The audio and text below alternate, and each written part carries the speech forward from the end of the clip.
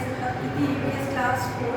Today I start your chapter 2 in EVS. The name of the chapter is My Mother is the Best.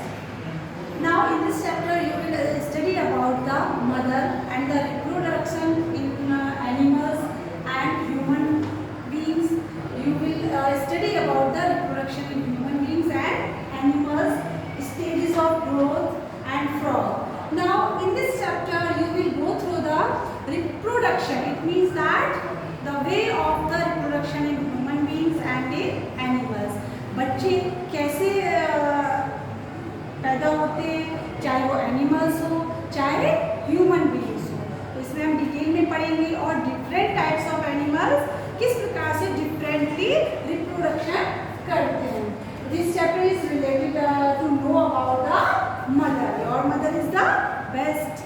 So you will know how your mother keep you 9 months in labour. किस प्रकार से आपकी mother 9 महीने तक आपको अपने पेट में रखते हैं और फिर आप कैसे बाहर आते हैं.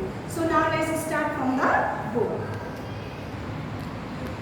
For every pet baby it's mother is the best. जैसा कि आप सभी लोग जानते हैं कि हर बेबी के लिए एक मदर का इम्पॉर्टेंट रोल होता है, उसके लिए माँ बेस्ट होती है. All living things give birth to young once.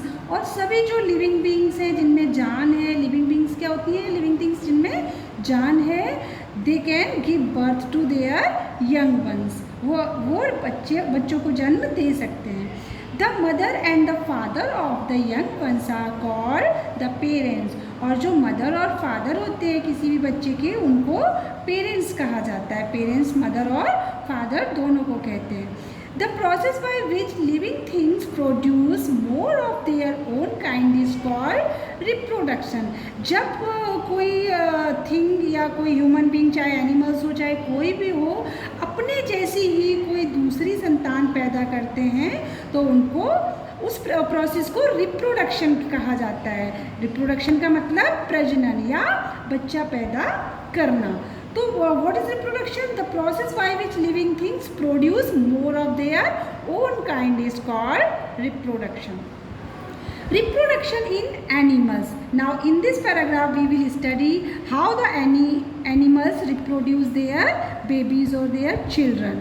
Now animals reproduce by 2 ways. जो animals हैं वो 2 तरीके से अपने रिप्रोडक्शन प्रोसेस को स्टार्ट करते हैं. Number 1 by laying eggs and by giving birth to the babies. In this process number 1 is by laying eggs. अंडों को सह करके अंडे के ऊपर अंडे को ले करके वो बेबी को उसमें से पैदा करते हैं. और सेकंड है by giving birth to baby. वो डायरेक्ट बच्चों को जन्म देते हैं, एक तो एग के द्वारा और दूसरा बच्चों को जन्म देकर. तो एनिमल्स में जो रिप्रोडक्शन के हैं वो 2 टाइप्स हैं. एक तो एग्स को ले करके और सेकंड है बेबी को बर्थ देके, जन्म देके.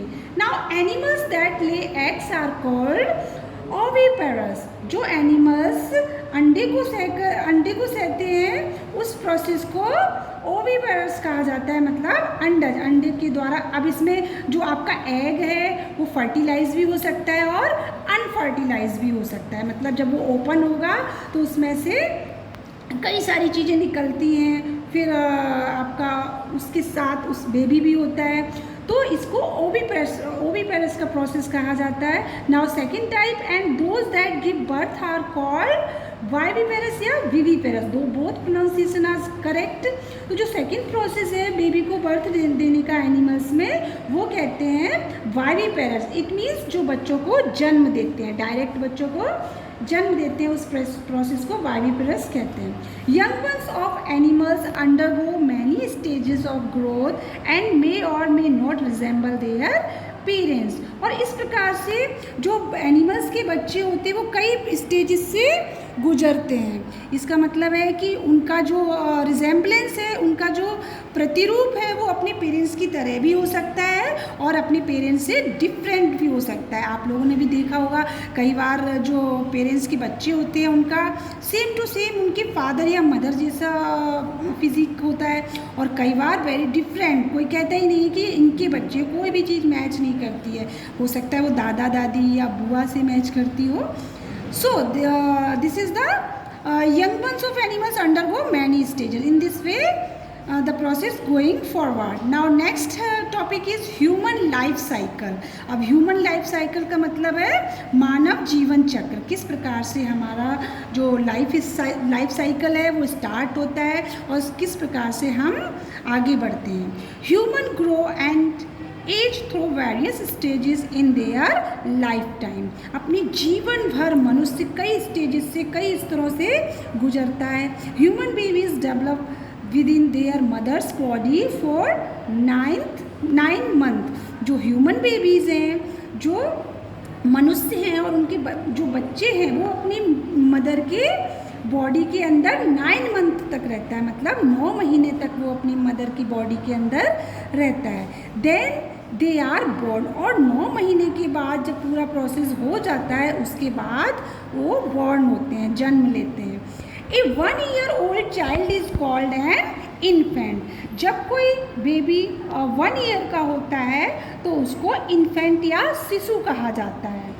जब 1 साल का बच्चा होता है तो डायरेक्ट उसको चाइल्ड नहीं कहेंगे, चाइल्ड से पहले का जो प्रोसेस होता है उसको इन्फेंट कहते हैं, शिशु.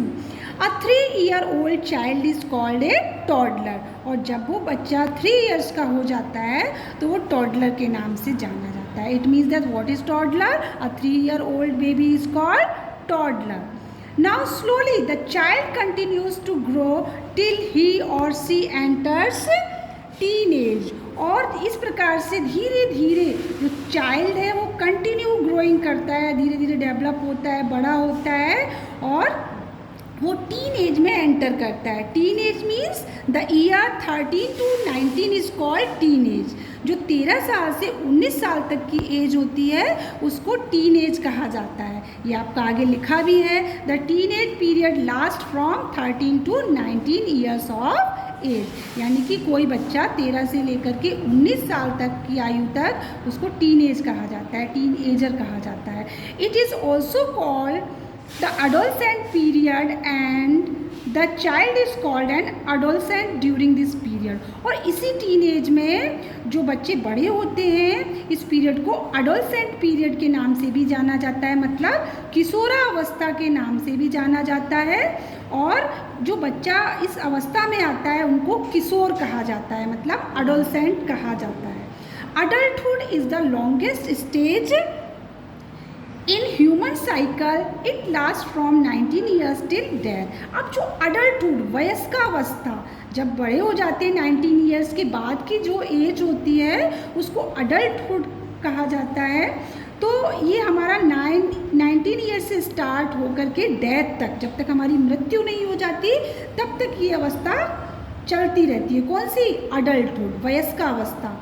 This is called the life cycle. और इस प्रकार से इस प्रोसेस को ही जीवन चक्र के नाम से जाना जाता है. You can observe the different types of pictures that before you were born. जब आपका जन्म नहीं हुआ था तो आप अपनी मदर की बॉडी में इस तरीके से थे, आप कभी ऑब्जर्व भी कर सकते हैं.